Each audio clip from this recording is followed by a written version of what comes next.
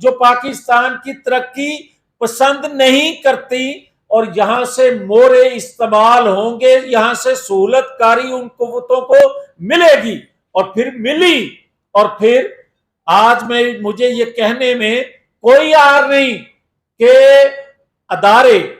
پاکستان کے مضبوط ادارے، پاکستان کے دفاعی ادارے اور اس کے چیف کے خلاف جو منصوبہ بندی بغاوت کی ہوئی، اس کے پیچھے بھی وہ قوتیں شامل ہیں جو پاکستان کو سٹیبل نہیں دیکھنا چاہتی۔ تو میں آج سوال کرتا ہوں کہ کیا نئی قانون سازی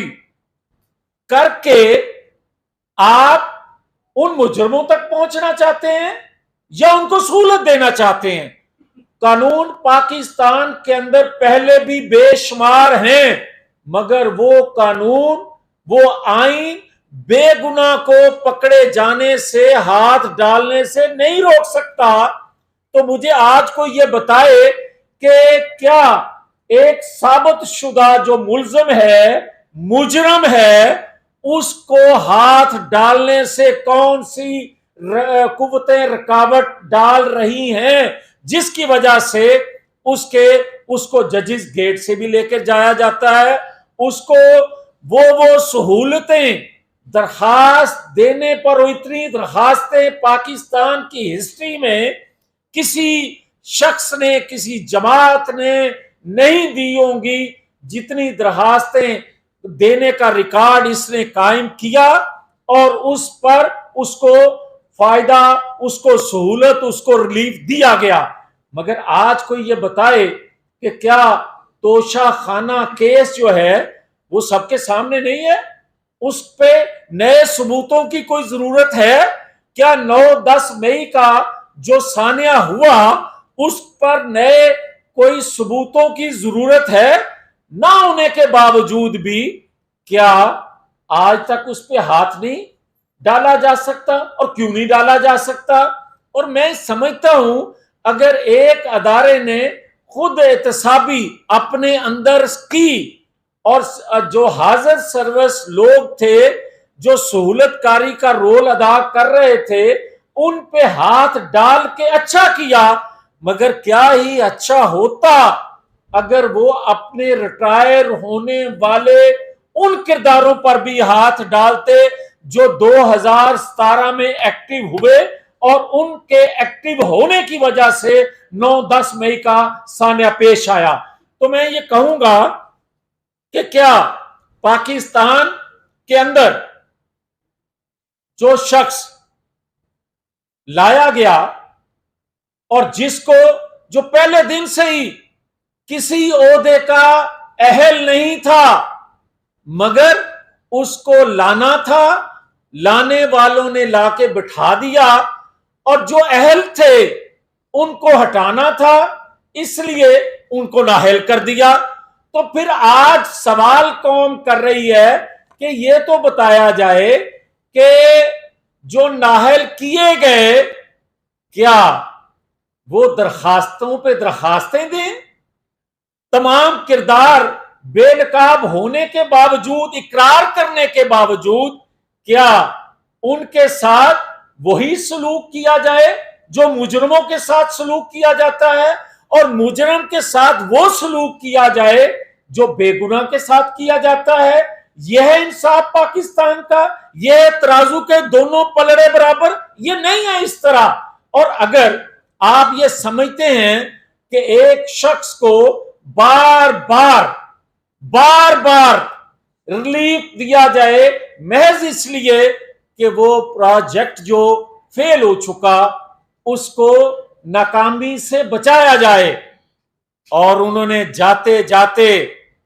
دہشت گردوں کو بھی آواز دی، انہوں نے جاتے جاتے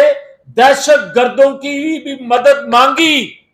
تاکہ وہ بچ جائیں۔ ریاست اجڑتی ہے تو اجڑ جائے، مگر ان کا پروجیکٹ جو ہے، ان کا جو منصوبہ ہے، وہ پایا تکمیل تک پہنچنا چاہیے۔ تو میں گزارش کروں گا کہ بہت ہو گئی، ہم اپنا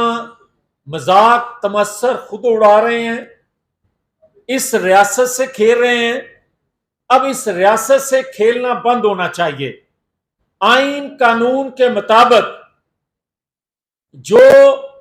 ڈومین ہے اداروں کی، اس میں رہنا چاہیے، اور ایسے قوانین کا سہارا یا ایسے قوانین جو بنیادی انسانی حقوق یا آئین سے متصادم ہوں، ان کو نہیں سپورٹ کرنا چاہیے، نہیں بنانا چاہیے، جس سے دنیا میں ہمارا مذاق اڑے اور ہم کسی طور پر بھی اس کے حق میں نہیں ہیں۔ اور اگر کوئی حکومتی جانب سے کوئی ایسا بل آتا ہے تو مت یہ کہا جائے کہ یہ مسلم لیگ لے کر آ رہی ہے بل، اس کو پھر قومی حکومت کا بل تو کہہ سکتے ہیں آپ، مگر اس کا اگر کوئی ایسا فعل ہوتا ہے جس کو آئین قانون یا بنیادی انسانی حقوق سے متصادم سمجھا جاتا ہے، اس کو کہا جائے یہ مسلم لیگ کی طرف سے بل آیا، اور کوئی ریلیف کا کام، کوئی آئینی قانونی کام کیے جائیں تو اس کو کہا جائے یہ قومی حکومت کا کارنامہ ہے۔ یہ مناسب نہیں ہے۔ جو پاکستان کی ترقی پسند نہیں کرتی اور یہاں سے مورے استعمال ہوں گے، یہاں سے سہولت کاری ان قوتوں کو ملے گی، اور پھر ملی، اور پھر آج مجھے یہ کہنے میں کوئی عار نہیں کہ ادارے، پاکستان کے مضبوط ادارے، پاکستان کے دفاعی ادارے اور اس کے چیف کے خلاف جو منصوبہ بندی بغاوت کی ہوئی، اس کے پیچھے بھی وہ قوتیں شامل ہیں جو پاکستان کو سٹیبل نہیں دیکھنا چاہتی۔ تو میں آج سوال کرتا ہوں کہ کیا نئی قانون سازی کر کے